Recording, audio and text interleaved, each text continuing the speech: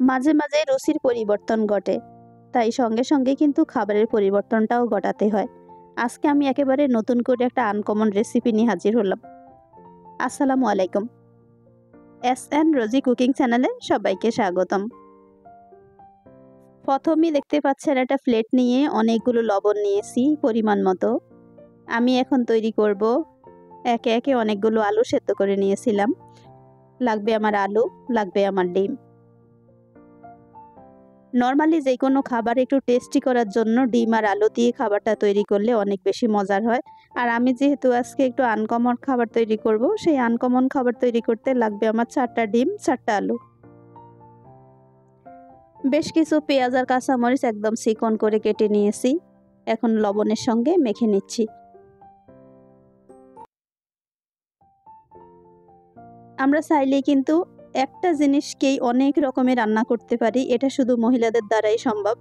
কারণ হচ্ছে ঝটপট করে যে জিনিসটা হয় সেটাই কিন্তু আমরা মজা করে রান্না করে পরিবারের সবাইকে খাওয়াতে চাই।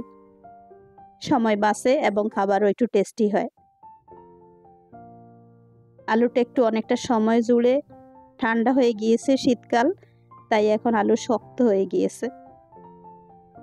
একটু হালকা গরম থাকাকালীন যদি এটাকে ম্যাশ করা যায় তবে খুব ভালো স্মুথলি একটা আলুর ভর্তা তৈরি হয়।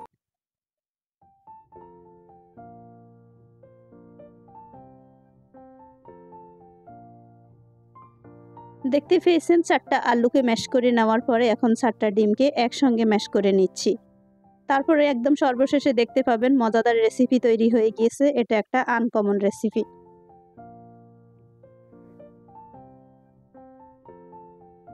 খুব সহজে যে রেসিপিটা তৈরি হয় সেটাই কিন্তু আমি আপনাদের সঙ্গে শেয়ার করার চেষ্টা করি। কারণ হচ্ছে এরকম অল্প সময়ের মধ্যে খাবার, টেস্টি একটা খাবার সবার প্লেটে এবং সবাই এটা শিখে যাক, এটাই আমি চাই।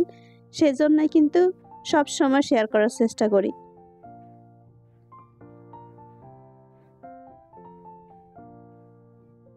বেশি করে পেঁয়াজ দিয়েছি আর পেঁয়াজটাকে একদম কাঁচামরিচটাকে মিহি করে কুচিয়েছি যাতে একদম প্রত্যেকটা জিনিসের সঙ্গে মিশে যায়।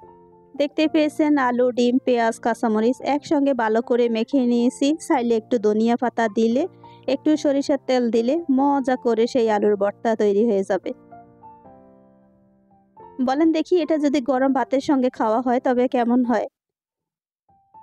আশা করছি এই ছোট্ট রেসিপিটা একেবারে আনকমন আলু ভর্তা, আলু ডিম ভর্তা। আমি যদিও ফার্স্ট টাইম এটা বানিয়েছি। এটা কে কে বানিয়েছেন, কে কে খেয়েছেন কমেন্টে জানাবেন। আর আমি ফার্স্ট টাইম বানিয়ে এটা অনেক বেশি লোভনীয় হয়েছে। এখন মজা করে খেয়ে নিব। শুধু শুধু আলুর ভর্তা খেতে গেলে কিন্তু প্রতিদিন ভালো লাগবে না। তাই ডিম আর আলু একসঙ্গে ভর্তা করলে কেমন হয়? ওফ! আমি কিন্তু এখন একটু খেয়ে দেখি কেমন হয়েছে। আশা করছি রেসিপিটা আপনাদের ভালো লেগেছে। ভালো লাগলে ছোট্ট একটা লাইক দিয়ে পাশে থাকবেন। সবাই অনেক বেশি ভালো থাকেন। আল্লাহ হাফিজ। আসসালামু আলাইকুম।